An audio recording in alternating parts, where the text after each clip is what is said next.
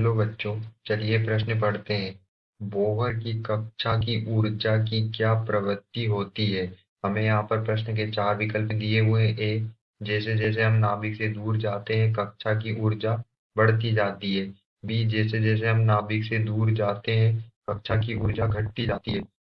सी, जैसे जैसे हम नाभिक से दूर जाते हैं तब भी इसकी ऊर्जा समान होती है। डी, बोहर की कक्षा की ऊर्जा की गणना नहीं की जा सकती। तो हम चलिए अभी यहाँ पर प्रश्न की मुख्य अवधारणा देख लेते हैं। तो यहाँ पर हमारे प्रश्न की मुख्य अवधारणा क्या होगी। जो बोहर का मॉडल होता है, बोहर का परमाणु का जो मॉडल होता है उसमें हमें यहाँ पर जो नाभिक होता है, जो नाभिक होता है, नाभिक के चारों ओर वृत्ताकार कक्षाएं होती है। इसमें क्या होता है, वृत्ताकार कक्षाओं में इलेक्ट्रॉन क्या है, इलेक्ट्रॉन घूमता है। इलेक्ट्रॉन क्या होता है, वृत्ताकार कक्षाओं में घूमता है। तो यहाँ पर नाभिक के पास से ये क्या है, कक्षाएं, जैसे पहली कक्षा N1 N2, यहाँ पर जो है, यहाँ पर ये क्या है, हमारी कक्षाएं होंगी। तो यहाँ पर हमारी जो पहली कक्षा n = 1, n = 2, दूसरी कक्षा, तीसरी कक्षा n = 3। n क्या है, यहाँ पर कक्षाएं हैं हमारी जो नाभिक के चारों ओर होती है, जिसमें क्या होता है, इलेक्ट्रॉन घूमते हैं। तो बोहर के परमाणु मॉडल यहाँ पर जो है इलेक्ट्रॉन के लिए क्या दी, हमको ऊर्जा दी, जो En बराबर होती है -13.6 इंटू Z² बाई की n² इलेक्ट्रॉन वोल्ट। यहाँ पर क्या होती है, Z² भी होती है। तो हम जब हाइड्रोजन परमाणु के लिए निकालते हैं तो जो है हाइड्रोजन परमाणु के लिए Z का मान क्या होता है, 1, और 1 का स्क्वायर 1, और 1 से इंटू करते हैं तो वही रहता है।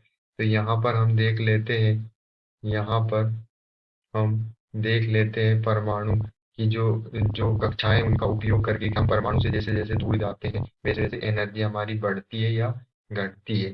तो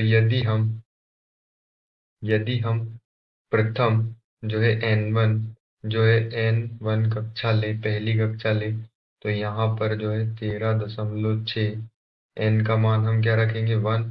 तो 1 का स्क्वायर, तो वो तो वही 1 का स्क्वायर वही होगा, 1 ही, 1 से काटेंगे तो वही होगा। तो यहाँ पर हमारी एनर्जी क्या होगी, -13.6 इलेक्ट्रॉन वोल्ट। जब हम n का मान, जो कक्षा कौन सी ले ले, दूसरी ले लेते हैं, तो क्या रखेंगे, 2, 2 का स्क्वायर। तो 2 का स्क्वायर रखेंगे तो क्या होगा, -13.6, इसको हम जब काटेंगे, यहाँ पर हम इसको सोल्व करेंगे तो हमें प्राप्त होगा -3.4 इलेक्ट्रॉन वोल्ट। जब हम तीसरी कक्षा लेते हैं, जब हम नाभिक से दूर तीसरी कक्षा लेते हैं तो क्या रखेंगे, 3²। तो 3² बराबर कितना होता है, 9।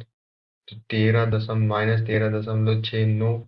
जब इसको हम आगे हल करते हैं तो हमें प्राप्त होता है 1.51 इलेक्ट्रॉन वोल्ट। तो हम देख सकते हैं कि जैसे जैसे हम नाभिक से दूर की कक्षाओं में जाते हैं, दो, पहले एक, फिर दो, फिर तीन, तो जो हमारी ऊर्जाएं हैं वो क्या होती है, वो बढ़ती जाती है, क्योंकि यहाँ पर हमारी ऊर्जा माइनस में होती है। ऊर्जा जो होती है माइनस में होती है, और हमारे माइनस का मान जो है वो क्या होते जा रहा है, वो कम होते जा रहा है। तो अगर माइनस में एनर्जी कम होती है तो जो है हमारी एनर्जी क्या होती है, ओवरऑल एनर्जी क्या होती है, बढ़ती है। तो यहाँ पर हम देख सकते हैं कि हमारी एनर्जी जो है बढ़ रही है। तो हम यहाँ पर जो हमारा नाभिक होता है, नाभिक, उससे अगर हम दूर जाते हैं तो हमारी जो ऊर्जा होती है वो बढ़ती जाती है। अगर हम N1 कक्षा में से N2 में जाते हैं तो हमारी ऊर्जा थोड़ी बढ़ेगी, फिर N2 से जब हम N3 में जाते हैं तो और बढ़ती है। इसलिए जैसे जैसे हम नाभिक से दूर जाते हैं, जैसे जैसे हम नाभिक से दूर जाते हैं, कक्षा की ऊर्जा कक्षा की ऊर्जा बढ़ती जाती है।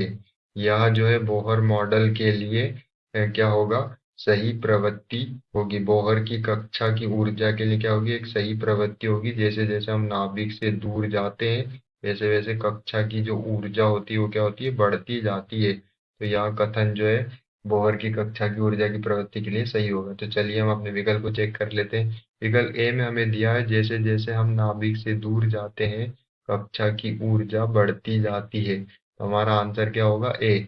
आशा करते हैं आपको समझ में आया होगा। धन्यवाद।